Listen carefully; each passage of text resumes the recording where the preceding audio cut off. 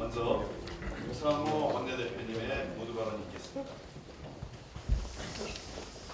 네, 제가 원내대표 당선되고 우리 원내대표실의 배경 현수막을 한 번도 안 바꿨는데 오늘 바꿨습니다. 100만 촛불 민심을 반영해서 이런 구호로 바꿨습니다. 결국 광장에 나온 우리 국민들이 바라는 건 단순히 박근혜 대통령 한 명 물러가라 이런 구호가 아니라 바로 특권과 반칙으로 일관된 대한민국, 정의롭지 못한 대한민국을 바꾸자, 세상을 바꾸자는 외침이다. 이렇게 더불어민주당은 해석을 했습니다. 그래서 세상을 바꾸자 국민들의 외침을 저희가 이 가막 배경에 현수막으로 걸었고요. 이번 정기국회 저희 당의 과제, 이번 최순실 게이트에서 드러났습니다만 결국 재벌개혁, 서민경제, 민주회복이라고 하는 세 개의 구체적인 목표를 우리 더불어민주당이 안아서 실천해보겠다 이런 의지를 담아서 바꿨습니다. 잠깐 뒤돌아보셔서 글자 보시면 저런 마음으로 국민과 함께하겠습니다. 또 이 반면에 100만 촛불 민심을 구역하는 한 장의 사진을 제가 소개하려고 합니다. 오늘 국민일보 1면에 나왔습니다만 제가 대변인을 오래 해봤지만 정치면을 오래 봤지만 사진 기자들이 카메라를 내려놓은 사진은 처음 봤습니다. 이 밀실에서 진행되고 있는 한일 군사정보보호 협정에 대한 항의의 상징적인 사진이라고 보여주세요. 사진 공동 수혜자는 오죽해 수면 이런 항의의 모습을 보여주거든요. 이게 바로 수천만 국민이 분노하고 있는데도 일방적으로 밀어붙이고 있는 이 협정에 대한 또 이 국정 운영 방식에 대한 언론들의 항의의 상징적인 모습이라고 봅니다. 감동받았습니다.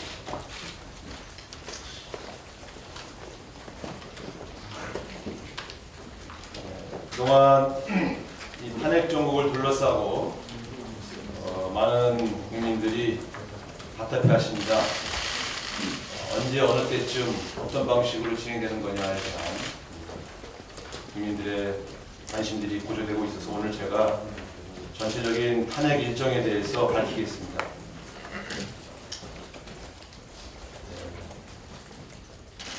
박근혜 대통령의 탄핵 일정은 정기국회 내에 하겠습니다.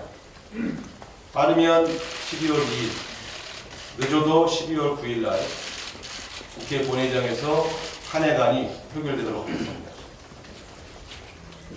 모든 불확실성을 줄이고 앞으로 정치 일정이 국민들에게 예측 가능하게 만들겠습니다. 탄핵에 집중하기 위해서 여러 혼란스러웠던 사안들을 정리해 가겠습니다. 첫 번째, 국회 추천 총리 문제는 더 이상 검토하지 않겠습니다. 탄핵에 집중하겠습니다. 경제부총리 문제는 현재 혼선이 있는데 이 문제는 야3당과 상의해보겠습니다.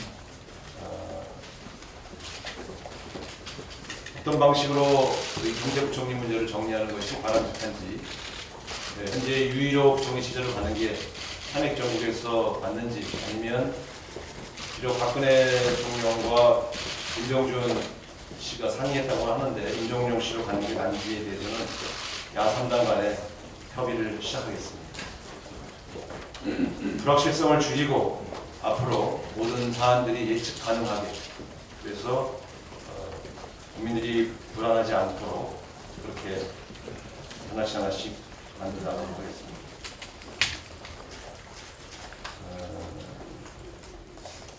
지금 검찰청에서 우병우의 구속 수사를 위해서 농성이 진행되고 있습니다만 박근혜 최순실 게이트 국정조사 또 탄핵에 집중하기 위해서 이번 주 내에 검찰청 농성을 해제해달라고 제가 요청을 드리겠습니다. 그동안 많은 의원들이 고생하셨는데 이제는 국회 내로 들어와서 국회 내 일정에 집중할 때다, 이렇게 제가 부탁을 좀 드리겠습니다. 또 한 가지, 이번 국정조사에서 상대적으로 국민의 관심이 좀 덜합니다만, 어제 제가 언론노조 관계자들을 면담했습니다. 많은 국민들이 결국 재벌, 언론, 검찰, 청와대, 여기가 바뀌어야 한다, 이렇게 이야기하고 있습니다. 여기가 바로 최순실 게이트를 묻었거나 비호한 그러한 세력이다, 이렇게 이야기합니다. 국정조사에 언론이, 특히 공영방송이 대통령에게 청와대에 장악돼서 제대로 된 진실을 파헤치지 못하고 또 최순실 게이트를 결과적으로 은폐하는 데 협조했던 측면을 분명히 밝혀야 한다, 이렇게 생각하고 이 부분을 주요 과제로 바로 요청드리겠습니다. 국정 공백을 최소화하고 국민들이 향후 일정을 예측할 수 있도록 만들고, 더불어민주당이 이 문제에 대한 무거운 책임감으로 한 가지 한 가지씩 정리해 나가겠다는 생각입니다. 한편으로 지금 다루고 있는 예산, 법안에 있어서 일치의 소홀함도 없이 국민들의 민생을 챙기는 일에도 전력을 다하겠다, 이런 말씀을 드리겠습니다. 이상입니다. 네, 다음은 윤호중 정책위 의장 모두 발언이 있겠습니다. 네, 요즘 우리 국민들이 정말 분노하지 않는 순간이 없습니다. 이른바 부유층, 특권층들의 피부 관리, 각종 의약품 이런 것들이 보도되는 것들을 보며, 주사제 보도되는 걸 보며 이것이 과연 우리 사회의 지도층의 모습인가 하는 데 대한 자괴감을 느끼고 있습니다. 박근혜 대통령은 그동안 국정은 최순실에 맡기고 매일 거울 보고 거울아 내가 몇 살로 보이니, 이런 물음을 묻는 것으로 하루하루를 보냈구나 하는 것을 알게 됐습니다. 그동안 왜 복지부 공무원들이 안티에이징 산업의 육성을 그렇게 합창하듯 노래 불렀는지, 또 차 의료원이 왜 미용 의료 산업 진출에 목을 매달았는지, 이 모든 것들이 하나하나 다 드러났습니다. 대통령께서 또는 청와대에서 19금 의약품들을 어디에 썼는지는 굳이 묻고 싶지 않습니다.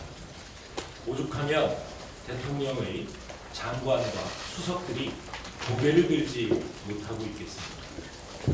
국민들은 지금 정말 나쁘끄러운 대통령에 대해서 탄핵도 사치다, 당장 하야하라, 이렇게 이야기하고 있다는 것을 대통령께서 다시 한번 곰곰이 생각해 보셔야 할 것입니다. 이제 국회 탄핵 절차 그리고 헌법재판소의 탄핵 심판을 그야말로 겸허한 자세로 기다려야 할 거라고 봅니다. 만약 그것이 두렵다면 지금이라도 당장 그 자리에서 물러나시는 게 좋으라고 생각합니다. 원내대표께서 탄핵 절차 일정을 말씀하셨습니다. 그러나 또 우리가 해야 할 일이 있습니다. 오늘은 예결위원회 예산 처리 시한의 D-6일입니다. 이제 6일밖에 남지 않았습니다. 이 남아있는 6일 동안 우리 당은 내년 예산이 차질 없이 편성 심의되도록, 확정되도록 모든 노력을 기울이겠습니다. 먼저 지난 2년간 보육 현장의 대란을 몰고 온 누리과정 예산 문제 깔끔하게 해결하도록 노력하겠습니다. 최소한 앞으로 수년간은 재론의 여지가 없도록 해결책을 강구하겠다는 말씀입니다. 두 번째로 예산안이 편성돼서 국회에 제출된 이후에 발생한 신규 재정 수요를 충족시키는 예산을 편성하겠습니다. 특히 쌀값 하락이 심각합니다. 산지 쌀값이 13만 원대로 추락하면서 변동 직불금 수요가 증가했습니다. 그리고 최근에 잇따른 지진 대책, 주요 시설에 대한 내진 보강 등 지진 대책 예산도 확보하겠습니다. 아울러서 내년부터 경제활동 인구가 줄어드는 등 저출산 문제가 심각합니다. 청년 일자리 창출을 위한 예산도 최대한 확보하기 위해 노력하겠습니다. 이와 더불어서 노인, 장애인 복지 예산 등을 통해서 어려움 속에 있는 국민들을 위로하는 예산도 최대한 노력하겠습니다. 가능하다면 지난 보수 정권 10년이 낳은 실정을 치유하는 예산도 만들어 보도록 하겠습니다. 개성공단 피해 기업에 대한 지원 예산, 그리고 4대강 수중보 녹차 라떼로 4대강을 만든 이 수중보 해체 예산도 가능하면 확보하도록 노력하겠습니다. 이와 같은 예산의 재원을 마련하기 위해서 우리 당이 그동안 주장해온 법인세와 소득세의 최고 세율 구간의 신설을 통한 재원 마련에도 마지막 한순간까지 최선을 다하겠다는 말씀입니다. 한 가지만 더 말씀드리겠습니다. 검찰이 롯데그룹과 최경환 전 경제부총리 사이에 있었던 시내 면세점 특허 면허와 관련된 커넥션 수사에 착수했다라는 소식이 있습니다. 롯데그룹은 시내 면세점 사업을 따내기 위해서 미르재단에 28억을 작년 11월에 기부했고 또 올 초에도 70억을 더 기부했다가 돌려받은 바 있습니다.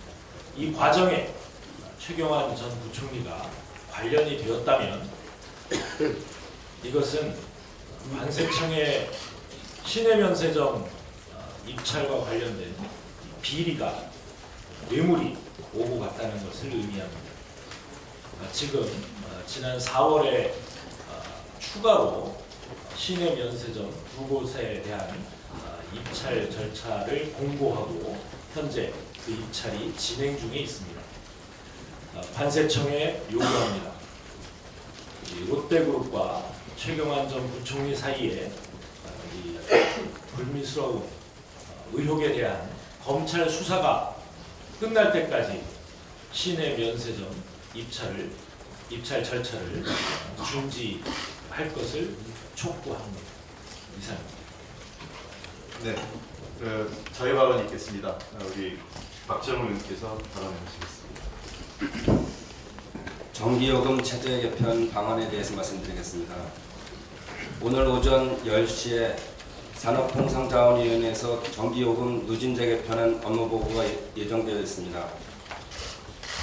6단계 11.7배에서 3단계 3배 또는 3.1배로 발표될 것 같은데 이는 우리 당이 그동안 제시한 3단계 2.6배 안과 비슷한 것입니다. 전기요금 체제에 대해서는 2013년부터 지속적으로 개편에 대한 요구가 있었고 정부 역시 개편의 필요성에 동의한다고 해왔습니다. 그러나 결과적으로 국민의 분노가 극에 달하는 상황에서야 개편에 나섰습니다. 정부의 진심 어린 반성이 필요한 부분입니다. 여기에 올해 국감에서 전기요금 총괄 원가를 공개하겠다고 했으나 여전히 공개하지 않는 등 투명성은 여전히 부족합니다. 날씨가 추워지고 있습니다. 가장 먼저 우리 아이들이 생각납니다. 따뜻하고 쾌적한 환경에서 공부를 할 수 있도록 만들어주는 것이 우리의 의무라고 생각합니다. 2015년 기준 전국 초중등학교에서 학교 운영비는 전년 대비 126억 원이 감소한 반면 전기요금은 117억 원이 증가하는 등 교육기관의 전기요금 부담이 커지고 있습니다. 이런 상황에서 정부의 교육용 인하 방안은 환영합니다. 다만 태양광 설치 학교에 연간 400만 원 수준의 임대료 지원 방안에 추가로 학교에서 생산되는 전력 일부를 해당 학교가 사용할 수 있도록 할 필요가 있습니다. 이를 통해 기본 요금을 결정하는 피크치를 낮출 수가 있고 이는 실질적 전기요금 인하 효과를 낼 수 있습니다. 교육은 수익성을 따질 분야가 아닌 미래 세대를 위한 투자로 보고 지원과 배려를 아끼지 않아야 할 분야입니다. 적극적인 정부의 검토가 필요합니다. 한해 정국에서도 더불어민주당은 서민경제를 더욱 앞으로 꼼꼼히 챙기겠습니다. 이상입니다. 네. 박근혜 대통령에 대한 탄핵이 아까 우리 원내대표께서 말씀하신 것처럼 이제 가셔야 되는 것 같습니다. 대한민국 이러한 상황까지 온 것에 대해서 매우 불행하고 유감스러운 사태라는 것을 생각됩니다.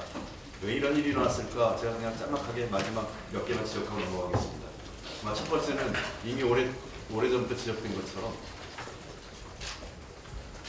독선적인 권력에 대해서 여당 내 견제와 비판이 전혀 없었다는 것입니다. 여당의 무능과 여당이 대통령만 바라본 것이 이번 사태를 초래한 근본 원인 중에 하나입니다. 두 번째, 저희 야당도 반성을 합니다. 보다 용기 있게 싸우고 그 잘못을 지적했다면 아마 이런 사태를 조금이라도 막아봤을 텐데 우리 정치권 자체가 제대로 견제하지 못한 측면도 있습니다. 세 번째, 견제하지 않은 언론입니다. 사실상 언론이 어떤 의미에서는 권력과 독재자의 홍보 역할을 한 것이 아닌가 이런 생각도 듭니다. 견제하지 않은 언론이 결국은 정권의 무능과 방만한 운영 그리고 국정농단을 자초한 것이 아닌가 생각됩니다. 마지막은 관료 시스템의 붕괴입니다. 민주주의 국가에서 관료제가 최소한의 그 국가 운영을 지키는 버팀목, 비록 개혁적이진 않지만 국가 운영의 버팀목이 관료 체제에 기초한 정부 운영 시스템인데 전문 관료 시스템이 완전히 붕괴됐습니다. 인사에서부터 정책, 모든 결정을 특정 세력, 비선 세력이 농단하면서 관료 시스템이 매우 취약한 기관이 한국 사회에서 드러난 것이 아닌가 생각합니다. 이러한 모든 것들이 총체적으로 오늘의 최순실, 박근혜 게이트를 만들어내는 여러 가지 요인 중에 하나가 아닌가 생각됩니다. 그런 측면에서 대한민국의 이제는 세상을 바꾸기 위한 정치개혁, 그 다음에 정당개혁, 그리고 사회 전반에 대한 언론을 포함한 사회개혁에 대한 논의가 바로 시작돼야 된다고 생각합니다. 그것이 세상을 바꾸고 새로운 시대를 여는 시작이 아닐까 생각합니다.